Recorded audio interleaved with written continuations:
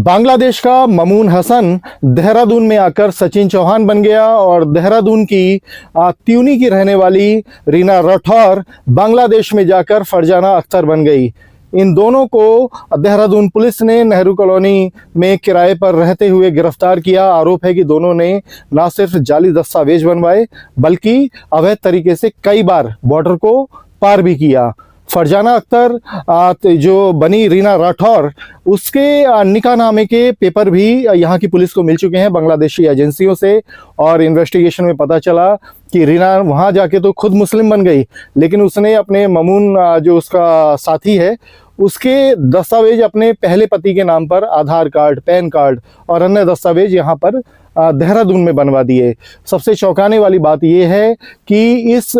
पूरे सिंडिकेट में एक खुशबू आलम नाम की महिला का नाम भी सामने आ रहा है, जो कि मंजू दीदी के नाम से जानी जाती है। उसने ये सभी नकली दस्तावेज ममून के लिए बनवाए थे, जिसके जरिए उसने अपनी पहचान सचिन चौहान की बताकर यहाँ एक क्लब के अंदर बाउंसर की नौकरी भी ली थी। और इनका कहना है कि इन्हें बांग्लादेश का माहौल अच्छा नहीं लगता था, इसलिए बार बार देहरादून आ जाते थे और यहाँ पर किराए पर अलग अलग जगहों पर रह रहे थे। अब पुलिस इस बात की जांच कर रही है कि इन दोनों के बार बार बॉर्डर क्रॉस करने के पीछे कोई देश विरोधी गतिविधि या इनके पीछे कोई ऐसा सिंडिकेट तो नहीं है जिसको जांच के दायरे में लेने की आवश्यकता हो।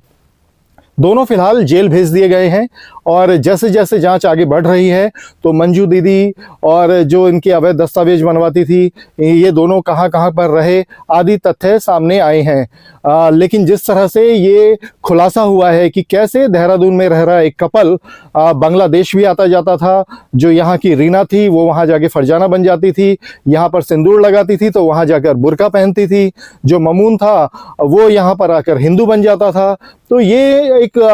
ऐसी घटना है, ऐसा मामला है जो हमारी सुरक्षा एजेंसियों के लिए भी बहुत चिंता का विषय है, क्योंकि सिर्फ देहरादून पुलिस ने भले इन्हें गिरफ्तार कर लिया हो, लेकिन बॉर्डर पे जो हमारी एजेंसियां एक्टिव हैं, FRRO है जो नज़र रखती है, जो वीज़ा देने वाली एजेंसियां हैं, वो आखिर क्या कर रही थी। क्योंकि ये साफ हो चुका है कि ममून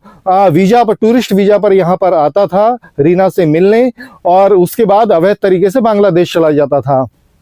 इन दोनों की मुलाकात की कहानी भी चौंकाने वाली है। रीना और ममून फेसबुक के जरिए मिले। रीना अपने पहले पति को छोड़कर त्यूनी में अलग रह रही थी। ममून फेसबुक के जरिए उसके संपर्क में आया और दोनों में चैट होने लगी। फिर प्रेम के दावे हुए और ममून टूरिस्ट वीजा पर देहरादून आया और उसके साथ लिव इन में रहने लगा। 2 महीने लिव इन में रहने के बाद अवैध तरीके से बॉर्डर पार करके वापस बांग्लादेश चला गया। उसके बाद ये सिलसिला चल पड़ा। वो यहाँ पर आता टूरिस्ट वीजा पर, महीनों रीना के साथ रहता और उसके बाद इन्होंने तय किया कि वो रीना को अपने साथ बांग्लादेश ले जाएगा। और ऐसा हुआ, वो बांग्लादेश उसको लेकर गया, लेकिन अवैध तरीके से बॉर्डर पार कराया और अपनी जगह पर ले जाकर उसके साथ निकाह रचा लिया और वहां उसका नाम रखा गया फरजाना अख्तर। तो ये एक केस है जिसकी पुलिस इसकी तमाम जो इसकी जड़ें हैं उनकी पड़ताल में लगातार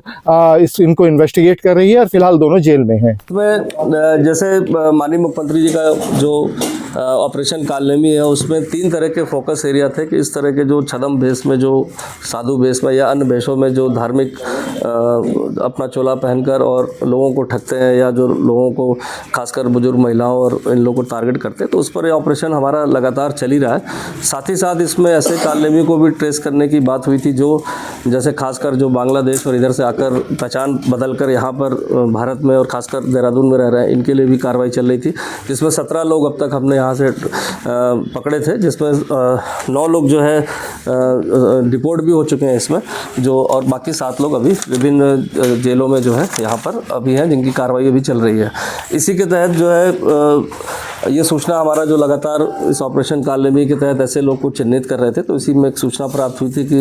एक व्यक्ति है जो अपना नाम बदलकर यहाँ पर काफ़ी सालों से रह रहा है और जो है उसने एक शादी भी करी हुई है त्यूनी में, जो सस्पेक्टेड है। तो इसके आधार पर काफ़ी दिन से टीम हमारी इन दस्तावेजों की जाँच कर रही थी कि जिससे कि ये प्रमाणित किया जा सके कि व्यक्ति यहाँ का नहीं बांग्लादेश का है। और जब सारे जाँच के बाद हमें पता चला कि व्यक्ति बांग्लादेश का निवासी है, इसका नाम ममून हसन है, जो मुजीब मुजीबनगर जिला मेहरपुर बांग्लादेश में रहता है। जब ये सारे उसके आइडेंटिटी से हमने पता कर लिया जो है कि ये व्यक्ति वहाँ का है और इसका जो हुलिया एकदम मैच कर रहा था, तो इसके आधार पर फिर कल इसको पूछताछ के लिए ये और इसकी पत्नी को लाया गया। तो इसमें पूरी जानकारी ये मिली कि 2019 में इसकी फेसबुक से पहचान जो है एक महिला से हुई थी और उस दोस्ती के कारण वो 2019 में टूरिस्ट वीज़ा पर लगाकर वहाँ से देहरादून आया और 1-1.5-2 महीने रहने के बाद जो भी टूरिस्ट वीज़ा था, इसके बाद उससे मुलाकात के बाद चला गया और फिर पुनः 2022-23 में फिर से टूरिस्ट वीज़ा लगाकर यहाँ घूमने के बहाने इंडिया आया। और उसके बाद जो है इस महिला के साथ इसने अपने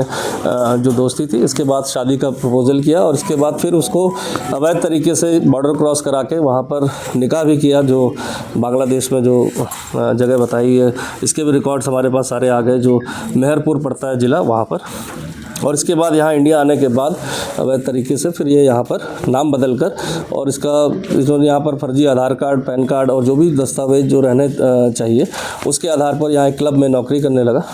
जो है बाउंसर के रूप में, और यहाँ पर निवासरत था। तो समस्त दस्तावेजों की जब जांच पूरी सूचना के आधार पर बांग्लादेश से की गई और आइडेंटिटी को मैच किया गया और इसमें अभी कुछ लोग और चिन्हित हुए हैं जिन्होंने मदद करी है इसको इस तरह के फर्जी जो है कार्ड्स बनाने में, उसके आइडेंटिटी को क्रिएट करने में। तो वो उसके लिए हमारी टीम लगी है कि ऐसे कौन लोग हैं जिन्होंने इस षड्यंत्र के तहत इसकी मदद करके इसको एक बांग्लादेशी को एक मतलब भारतीय मूल का नागरिक बनाकर यहाँ पर स्टैब्लिश करने में मदद करी है। तो इस पर अभी 2 लोग की इसमें गिरफ्तारी हुई है और बाकी अन्य लोग के इसमें 2 लोग के नाम आए हैं जो पूछताछ में निकले हैं, जिसके लिए हमारी टीम आगे काम कर रही है।